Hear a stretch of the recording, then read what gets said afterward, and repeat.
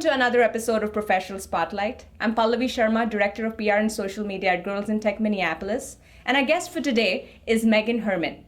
Meghan comes from the world of IT recruitment and consulting, and she's currently working as a recruiting director at Experis, a global, right? Yep, correct. Workforce and solution firm. And the cool thing is she's recently joined the Girls in Tech Minneapolis board as the events director. So please welcome Meghan. Hi, Meghan. So glad to have you. Thank you. I'm so excited to be here. Awesome. Well, are you ready for this? I'm ready. Awesome. Ready. Let's get to it then. So you graduated from St. Cloud University. Yeah, go Huskies. Okay. Yes, that's right. With a degree in mass communication, public relations, and advertising. Correct. And then you entered the competitive world of recruitment and consulting, and that too in the IT area. How did you make that switch? So I did graduate with a degree in advertising, and it was really because I've always been that people person. I love talking with people. I love communicating. I'm probably an over talker. But I actually, right out of school, worked for an advertising company. And what I learned there is that I really liked communicating with people. And I had a friend that was in the staffing business, chatted with him, and essentially fell into the world of recruitment. If you talk to a lot of recruiters, it's how we get in the business. Yeah. It's not a job you go to college for.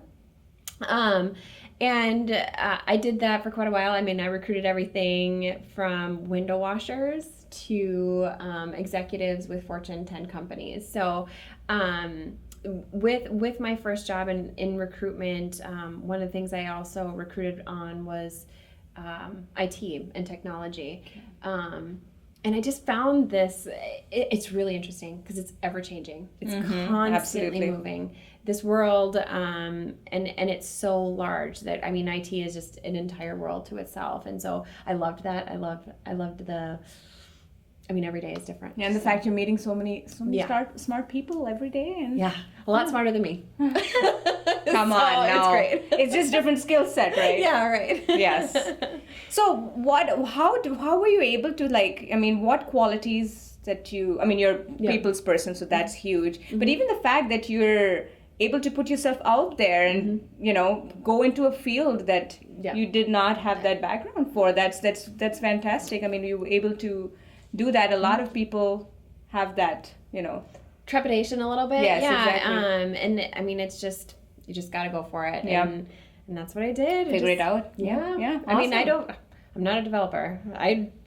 I fake it till I make it. So. Yeah, right. And then you learn. Then you learn through every... And you pick up on the different terms, and you understand the person. And essentially, I bring my strengths and communication and how to sell yourself and play off of their technical skills and help them land their jobs. So exactly. Yeah, cool. So there are obviously some mixed feelings around consulting. Yeah. I remember when I moved from being a full-time developer, or from having a full-time job to moving into consulting, I was very nervous, and I did not quite know there's risk around. Your job can go anytime, or your projects can change so many times. So, could you give us a different point of view on that? Sure. And that's really interesting because I would say over the last 10 or so years, the workforce has really changed. Right. The baby boomers are starting to retire, and with that is that longevity in these careers at certain companies. Millennials have really asked for project-based. They want to learn different things. They want to get different exposure to either groups or technologies, especially within technology, because they want to learn the latest and the greatest, right? Right. So consulting is a way to do that, because you can go into different companies, learn different. Maybe it's a methodology. You want to get more waterfall or agile, or maybe it's a new tech stack that you're not familiar with. They get to do that and move around a little bit. But not just the project base. It's also I mean, with healthcare how it is now, it's easier to get those healthcare plans. You're not locked into companies with 401ks. It's easier to transfer all of that. People are feeling a little less constricted to that they have to stay at a company. Makes sense, yeah. And I mean, everybody knows, even the biggest companies have layoffs. Exactly. I mean, you don't know what your job is going to look like if you're full-time or consulting. At least with consulting, it's you're in control a little bit more. Right, exactly. So. And also with consulting too, since you're working, you get a taste of so many different organizations. And then you get to know what you like. Yes. Right? Absolutely. I mean, you may be in development in a couple different companies and realize actually business analysis is really what I want to be doing. Yeah. Now that I can see what is happening on different corporate levels. Right. Like, and it just gives you exposure to more. Exactly. Would you call it like dating? Yeah, it is. It is absolutely like dating. Yeah, and like then you really slow moving speed dating. Right. Just go in a circle. And we have a lot of, within Experis, we have a lot of consultants that are on their 4th or 5th contract over the past few years. And I mean, they're Experis dedicated just because they go around to our different clients and our clients and they love it. And they're totally fine. Yes. And I even as a person, I feel like when I've stayed in an organization for a really long time, you tend to get very siloed in a certain area. Yep. You're not able to really grow your skills. Right. And with consulting, you're able to do that, right? Yep, that's great. Awesome. So could you shed some light on the current recruiting trends around Minneapolis? Sure. Well, I mean, obviously consulting is always huge. There has been some pretty major layoffs within the local market with Target and United Health Group and a couple others, Blue Cross. But it's, when you're looking at that, consulting never really goes away. But IT, honestly, when we're talking about trends, it's always busy. Unemployment here is close to 0. So if you really need to find a job, if you're really out there looking, you're going to find something. It's just finding the right opportunity. Yeah. So when you're looking for jobs, what type of jobs are really out there in the IT area? Well, what are employers and what's hot, right? And what are employers looking for? Right now, security is huge. Okay. It is. And I mean, obviously security. The media has brought to light, the different, the hacking, getting, all the identity theft, all of that. So security is huge right now. Every company is looking for that. Also, the DevOps culture has really spun up over the past 5 years, and it's really heavy now. And so it's just combining that development and operations function. So that's really hot right now. And development. We have seen definitely a turn towards hiring new grads. So entry-level talent in development. Right. Because we're just not seeing the graduates come out of schools fast enough to fill the jobs that are happening.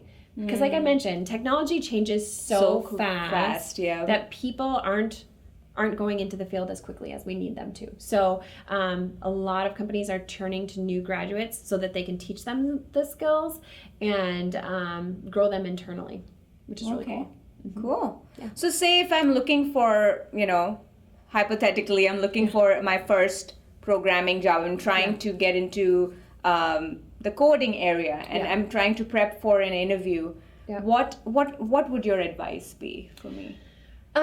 Well, if you're not working with a recruiter on it, obviously that's I'm a recruiter. Yeah, first step. You gotta talk to somebody who knows the field who really understands, and if they don't know the client or the company that you're going into, do some research. Go on Google. Always go on LinkedIn. If you know the manager that you're going to be interviewing with, go on there. See if there's something you have in common, and make that connection. But if it's your first programming role and you're really trying to get into that world, maybe you should try to hook up with a mentor. Okay. Mentors are big in this industry, and above all else, they're going to give you some hints and tips on what this world actually is. Is this something you want to do? And here, this is how you show your passion, or this is what you need to be open to, or this is where it's changing. This is what you should focus in. So really find something that you can mentor, or that will mentor you. and don't be afraid to ask them to do that. They actually really like it. Yeah. I mean, So who how doesn't like to right. Help somebody, and share their knowledge with someone. Right, I get it. So how do you find these people? I mean, if you're already working in an industry, sure, then it's great, right? Yeah. But if you're like starting off, how do you build that connection, find the people who will be ready to mentor you? Well, typically if you're going into your first programming role, you should be either going through like a boot camp or a school or something. So talk to your professors, obviously, number one. Okay. But That's again, LinkedIn is a great resource. So see who you're connected with, because maybe your boyfriend's mom's brother works at a company as a programmer. See if you can get hooked up with them and just chat with them. But also, again, reach out to a local recruiter and just say, hey, do you know anybody that's a senior programmer that I could just chat with, that I could have coffee with? Yeah. Don't be afraid to use your network. I mean, honestly, when you hear that saying, it's not about what you know, it's who you know. Yeah, exactly. 100%. Right, great. Yeah. So what's your mantra for success? Oh, gosh. My mantra for success is really, it's a work hard, play hard. That's what we do. You can't expect to do well, to exceed, to get those successes, to get that first job unless you work at it. Yes, absolutely. You can't just wish your way there. You gotta work hard. It may take some extra hours right away.